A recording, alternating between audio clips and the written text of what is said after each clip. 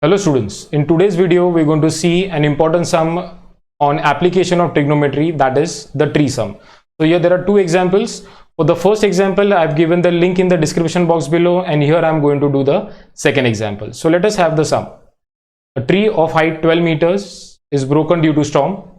The broken upper part is so inclined that the top touches the ground, making an angle of 60 degrees.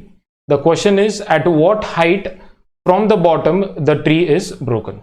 Okay, so let us have the diagram first, step by step. Okay, so here we have the ground, we have tree AB that is perpendicular to the ground, and the total height of the tree is given as 12 meters. Okay, now there is a strong wind blowing. Due to that wind, what happens is the tree breaks. So let us see that point C be the point where the tree breaks. So the upper part of the tree is going to fall down. Okay, so BC part is going to fall down, and let us take that point as point D where it touches the ground. Okay, so what happens, students? The tree broke at point C and the upper part falls on the ground. So point B touches the ground at point D. Okay, yes, and they have told that the angle what it makes with the ground is 60 degrees. Okay, and we have to find the value of CA. What is that? At what height above the ground the tree breaks? So before we do the calculation, students, understand one thing, that the value of BC is nothing but DC, because that is the top part of the tree which broke and which fall on the ground. Okay, so BC is nothing but equal to CD. So let us do the calculations. Okay, so I have done the figure again. Okay, and see this, the total height of the tree is 12. The top part which breaks, BC, I have taken as X. So CD is also going to be X.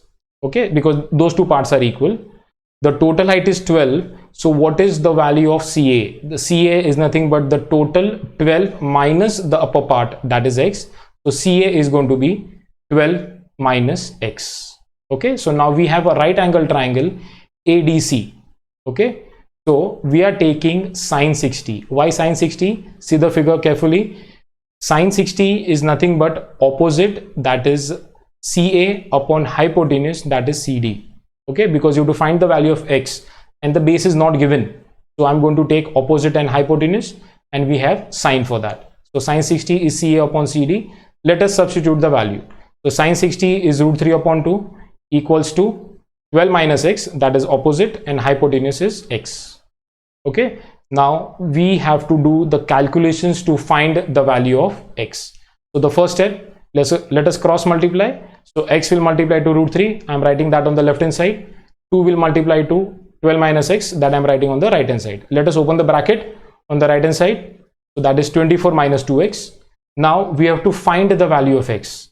So what we do? We shift all the variables on one side. Here I am going to shift on the left hand side. So when I shift 2x, minus 2x will become plus 2x. So what I get is 2x plus root 3x equals to 24. Now since we have a root sign over here, the next step is I am going to take x common. So I have taken x common. So what I get in the bracket is 2 plus root 3 equals to 24. So I am going to shift 2 plus root 3 in the next step. So I get x equals to 24 upon 2 plus root 3. So this is the value of X. But students, whenever there is a value, whenever there is a root in the denominator, it is compulsory for us to rationalize the sum.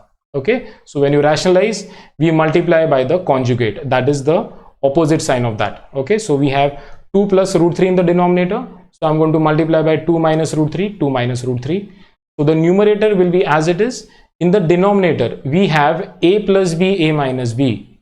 So what is a plus b, a minus b? That is nothing but a square minus b square. Okay, so I will have 2 square minus root 3 square in the denominator. Okay, numerator, I'm not going to do anything. I'll keep the numerator as it is. So the next step, numerator as it is, just see the denominator. What we have? 2 square. 2 square is 4. Root 3 square is 3. So 4 minus 3 is 1. So in the denominator, I have 1. Okay, so since the denominator is 1, next step, I'm not going to write down the denominator. So I have x equals to 24 bracket 2 minus, I'm going to substitute the value of root 3, that is 1.73. So the next step, when I do 2 minus 1.73 and when I multiply it to 24, I get the value of x as 6.48 meters. Okay, students, just wait, the sum is not yet over. What is the question asked? At what height above the ground? See the figure, we got the value of BC, the top part. We have to find the value of CA. Okay, so the last step, the height of the part where the tree breaks above the ground is nothing but the total, that is 12 minus 6.48, that is 5.52 meters. So this is the final answer. Okay, thank you students.